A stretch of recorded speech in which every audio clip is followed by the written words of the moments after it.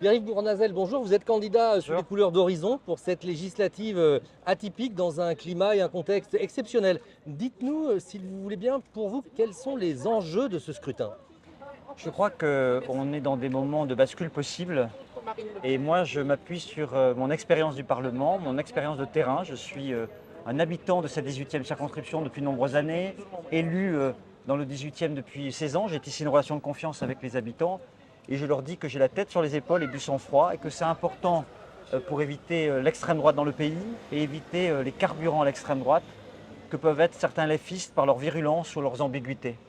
J'ai reçu le soutien d'Édouard Philippe, mais aussi de Bertrand Delanoë, de Christophe Carèche, parce que je rassemble celles et ceux qui défendent d'abord les valeurs républicaines, démocratiques et de progrès. C'est ça qui compte dans cette campagne et je suis prêt demain à rassembler très largement pour être un député digne à l'Assemblée nationale de la confiance des habitants de cette belle circonscription. Comment vous anticipez, c'est compliqué, mais la recomposition probable du Parlement? Vous seriez membre à l'Assemblée nationale d'un groupe de centre droit? Ce que je souhaite, c'est éviter une majorité Rassemblement national pour le pays. Car l'extrême droite, c'est toujours la division de la société. À chaque fois qu'elle a été au pouvoir, elle nous a amenés à l'abîme. Partout, elle est aux responsabilités. Dans les démocraties occidentales, aujourd'hui, on le voit en Hongrie, on l'a vu hier en Pologne, ou on l'a vu plus loin il y a quelques années au Brésil, c'est les libertés fondamentales qui sont attaquées. La liberté des femmes, la liberté des personnes homosexuelles, la liberté de la presse. Le combat contre le Rassemblement national et ses alliés doit être un combat total. Et je défendrai les valeurs républicaines, démocratiques et de progrès avec force et conviction.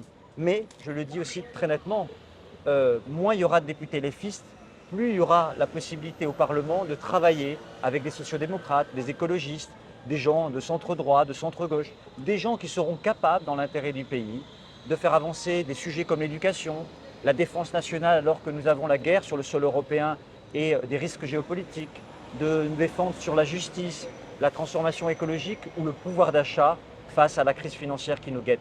Ce que je dis aux habitants, la priorité, élisez des hommes et des femmes responsables qui sont solides dans leur territoire, qui seront capables de travailler avec les autres, de rassembler et d'unir les Français plutôt que de les diviser. Pour finir, je crois que vous ne cachez pas vos ambitions pour Paris.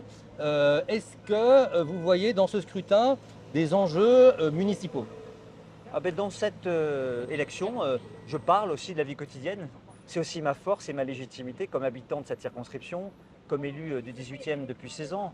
Je parle évidemment des questions de logement parce que je me bats beaucoup sur l'accès au logement pour toutes et tous, sur la rénovation énergétique des logements. Je parle aussi dans cette campagne de déplacement, de mobilité avec les habitants. Et on peut faire des choses sur le plan national et à l'Assemblée nationale quand on sait travailler avec les autres. Lorsque j'étais député, j'ai fait voter une proposition de loi à l'unanimité parce que je sais convaincre les autres, je sais les écouter, je sais faire avancer les sujets dans l'intérêt général. Donc oui, les sujets parisiens sont aussi au cœur de cette campagne pour l'amélioration de la vie quotidienne de tous les habitants. J'aime Paris, j'aime les Parisiennes et les Parisiens. Et dans cette circonscription, la belle relation de confiance que nous avons tissée peut, je l'espère, convaincre beaucoup de monde de nous rejoindre et de nous rassembler. Merci infiniment. Merci beaucoup.